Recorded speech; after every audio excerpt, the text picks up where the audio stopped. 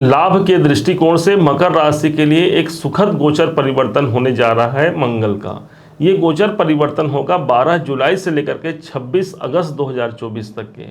वास्तव में मंगल पूरे 1.5 साल बाद आपके पंचम भाव पर गोचर कर रहे हैं और इसके अलावा पूरे 1.5 महीने के लिए ठीक आपके पंचम भाव पर समाहित रहेंगे।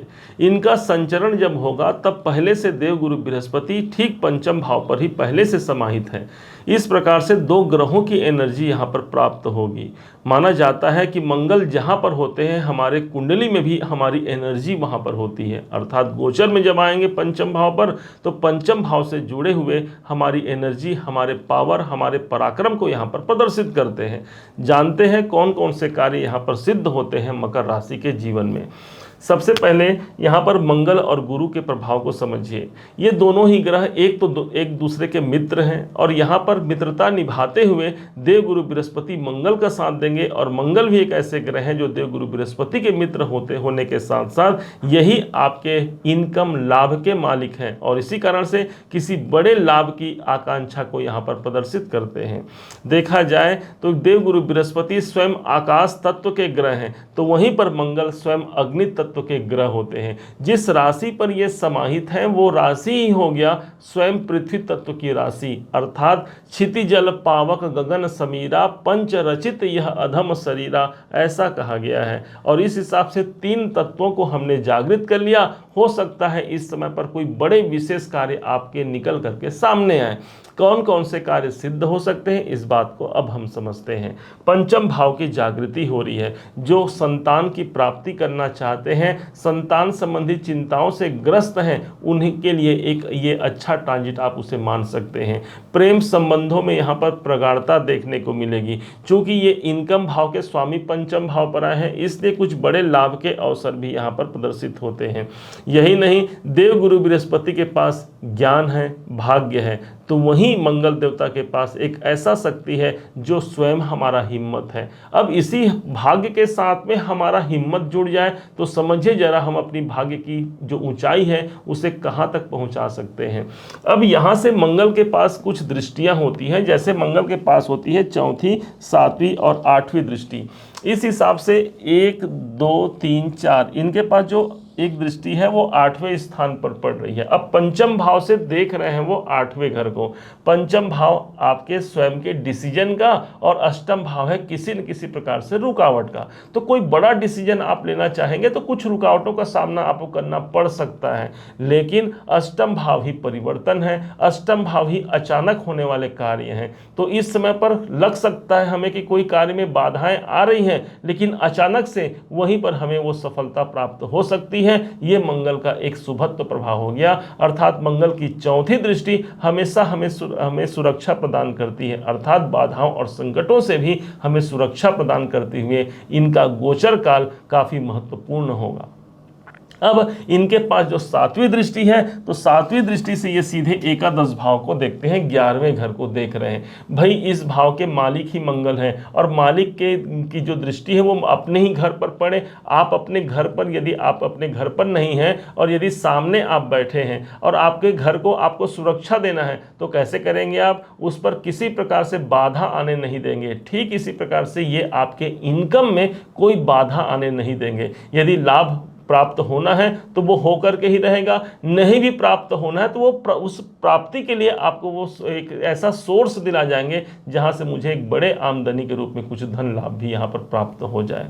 चूंकि ये कामनाओं की पूर्ति का स्थान होता है इसलिए कोई न कोई कामनाएं इस समय पर जो हमारे मन में चल रही हैं उन कामनाओं को पूर्ति के लिए यहाँ पर मंगल देवता बाध्य बनते हैं। अब इन्हीं के पास एक और दृष्टि है और वो दृष्टि है इनकी 8वीं दृष्टि। अब 7वीं दृष्टि और ये हो गया इनके पास 8वीं दृष्टि। 8वीं दृष्टि से देखते हैं 12वें घर को। पंचम भाव संतान का, 12वां घर है दूरी का। तो बच्चे इस समय पर यदि शिक्षा के लिए बाहर जाना चाहते हैं, कैरियर के लिए बाहर जाना चाहते हैं, एक अनुकूल गोचर निकल करके सामने आएगा। यदि आप स्वयं शेयर मार्केट से जुड़ा हुआ काम करते हैं या उस फील्ड में आप काम करना चाहते हैं या उस आपके पैसे लगे हैं शेयर मार्केट में, एक सफलता कारक स्थिति। क्यों? क्योंकि 12वां घर हमारे इन्वेस्टमेंट का है और पंचम भाव होता है वो शेयर मार्केट का है। दोनों का कनेक्शन बनता है, अर्थात वहां से मुझे पॉजिटिविटी वहां से मुझे प्रदर्शित होती है। अब ध्यान रखने की जो बात रहेगी वो रहेगी हमारे खर्चों पर, क्योंकि 12वां घर हमारे खर्चे भी हैं भाई। मंगल की 8वीं दृष्टि आ रही, तो मंगल की 8वीं दृष्टि रुकावट पैदा करती है। तो अच्छी बात है ना भाई कि मेरे खर्चे पर मुझे रुकावट होगा। आप कोई खर्चा करना चाहते हैं, हो सकता है कोई अच्छे खर्चे हो तो अच्छी बात है, लेकिन यदि किसी बुरे कार्य पर या फिर जो आवश्यक नहीं है उस कार्य पर धन खर्च होने वाला है तो उसे यहाँ पर रोक देंगे मंगल देवता। और इस हिसाब से ये मंगल का प्रभाव हमको 12वें घर पर सर्वाधिक देखने को मिलेगा। अब चूंकि देवगुरु बृहस्पति भी इनके संग है, अब एक तरफ तो हमने मंगल की चर्चा की है, लेकिन देवगुरु बृहस्पति को कैसे छोड़ सकते हैं। एक ऐसे ग्रह हैं जो कि भाग्य के प्रतीक है, और सबसे बड़ी बात तो ये हो गई कि इस टाइम पर देवगुरु बृहस्पति 14 से 15 डिग्री के मध्य चल रहे हैं।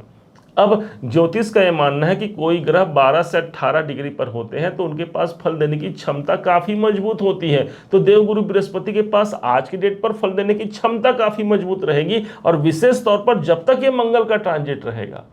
रहने को तो देवगुरु बृहस्पति पूरे अभी 2025 के मई महीने तक रहने वाले हैं। इस हिसाब से अभी का जो समय होगा वो ज़्यादा महत्वपूर्ण होगा। क्यों? क्योंकि 100% का ये रिजल्ट प्रदान करेंगे। अब क्या रिजल्ट प्रदान करेंगे? तो 1 2 3 4 5 अब गुरु की दृष्टि आ रही है भाग्य भाव पर। भाग्य उन्नति के लिए एक महत्वपूर्ण योग रहेगा। भाग्य उन्नति के लिए एक महत्वपूर्ण समय इसे आप मान सकते हैं। किस्मत आपका साथ दे सकता है। जो विद्यार्थी शिक्षा में उच्च स्थिति प्राप्त करना चाहते हैं उनके लिए एक अच्छा समय होता है। कि नवम भाव हमारे सेकंड मैरिज का होता है, तो जो लोग उसके आकांक्षी हैं, दूसरा विवाह करना चाहते हैं, उनके लिए भी एक अनुकूल समय यहां पर प्रदर्शित होता है। अब चूंकि इनके पास जो 7वीं दृष्टि है, तो 7वीं दृष्टि से ये लाभ भाव को ही देख रहे हैं। अब देखिए मंगल की दृष्टि भी लाभ भाव पर चली गई और गुरु की दृष्टि भी इनकम भाव पर ही है। दोनों ही ग्रह इस समय पर लाभ के मार्ग को ज्यादा प्रशस्त करेंगे। कोई अच्छे इनकम की प्राप्ति हो सकती है, ध्यान दीजिएगा। अब इनके पास गुरु के पास एक दृष्टि और है, और वो है 9वीं दृष्टि।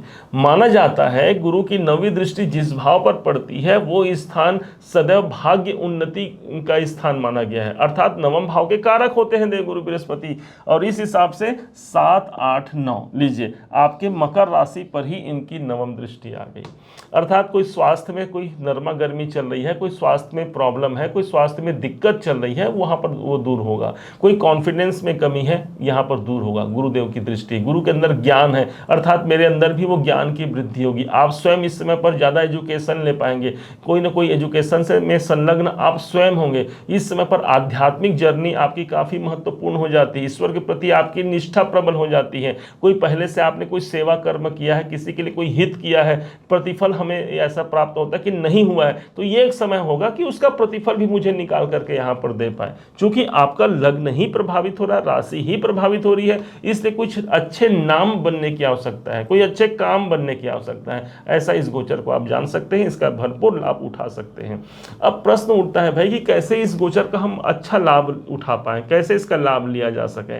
तो संकट कटय मिटय सब पीरा, जो सुमिरय हनुमत बलबीरा कहा गया है, और उसी हनुमान जी के प्रतीक माने गए हैं मंगल देव को। तो हनुमान जी के सुंदरकांड, हनुमान चालीसा का आप पाठ यदि कर पाते हैं, उनका स्मरण, उनका स्तवन कर पाते हैं, एक अनुकूल परिस्थिति को आप यहाँ पर प्राप्त करते हैं। देवगुरु बृहस्पति साक्षात नारायण होते हैं, और नारायण के प्रतीक माने गए हैं देवगुरु बृहस्पति को, और इस कारण से आप चाहें तो भगवान नारायण की कृपा ले सकते हैं। उनके मंत्रों का जाप, ओम नमो भगवते वासुदेवाय का मंत्र जाप करके भी इस समय को बेहद अनुकूल बना सकते हैं, और दोनों का कॉम्बिनेशन कोई जीवन में नए संतुलन को जन्म देगा, ऐसा आप जरूर जानिएगा।